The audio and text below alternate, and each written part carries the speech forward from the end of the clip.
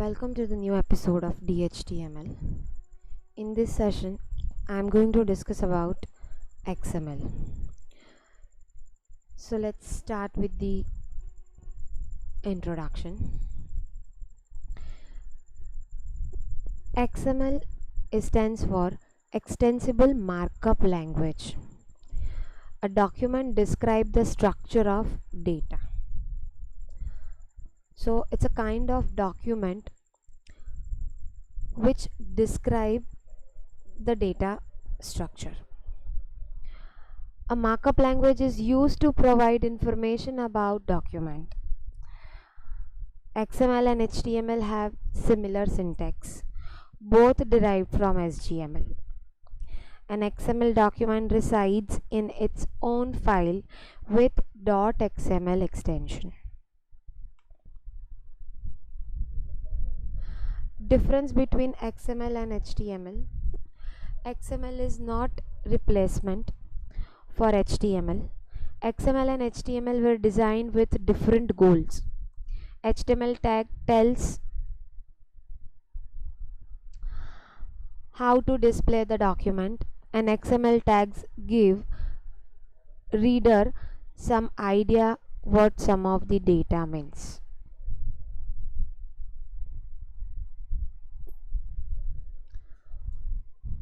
HTML is about displaying the information, where XML is about describing the information. HTML tags are predefined, where XML tags are not predefined. Here user can create his or her own tags. So basically HTML is used to represent the HTML document. To format your document, like to apply the bold, italic, underline, add hyperlink, image, text and all. Where XML is extensible markup language, and this markup language is used to define the data, the data structure. How the data is, what is the data, right? And how to represent the data, that is about the HTML. But what type of data, right, and the structure of the data, that defined by the XML. So what is XML used for? So XML document are used to transfer the data from one place to another, often over the internet. XML subsets are designed for particular application. One in RSS, that is read site summary, or really simple syndication. For example, it is used to send breaking news bulletin from one website to another. A number of fields have their own subsets. For example, this includes chemistry, mathematics, and book publishing. Advantages: simplicity. Information coded in XML is easy to read and understand, plus it can be processed easily by computers. Openness. XML is W3C standard. Extensibility. There is no fixed set of tags. New tags can be created as they are needed. Self-description. XML document can be stored without limitation because they contains metadata. XML tag can possess ultimate number of attributes such as author or version. It contains machine readable context information. The tag attributes and element structure provides context information, opening up a new possibility for highly efficient search engine, intelligent data mining agent, etc.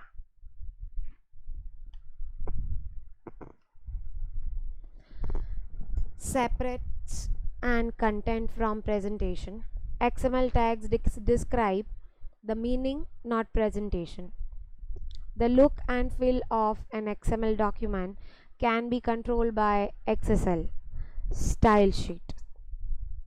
It facilitates the comparison and aggregation of data.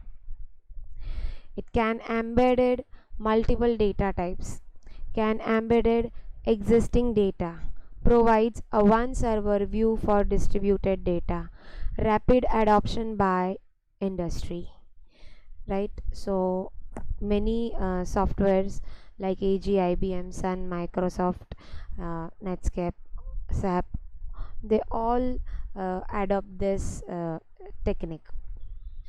Mm, basically, XML is you can say mm, uh, you can say it's a kind of mediator between two different platform, right? Why two different platform? Because both the platform have their own language, right, their own mechanism, so both are different at both the side. So XML creates a bridge between these two unknown parties, right? So to transfer the data from one platform to another, the XML plays the important role. The basic rule for XML is case sensitive. All start tag must have end tag. Element must be properly nested. XML declaration is the first statement. Every document must contain a root element. Attribute values must have quotation marks. Certain characters are reserved for passing. For example, XML document. XML version 1.0 address. The name is you can define the name, email, phone number, birth date, and address. So it's a one set of address. Similarly, you can insert a multiple set of address.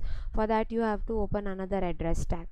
So this is how you can add the data, right, in predefined, in properly structured, not predefined, because here tags are created by user, right? There's no predefined tags. So address can be the tag, or name can be the tag, email can be the tag, right? So anything can be the tag. Instead of address, you can only write ADD, so that can be the tag.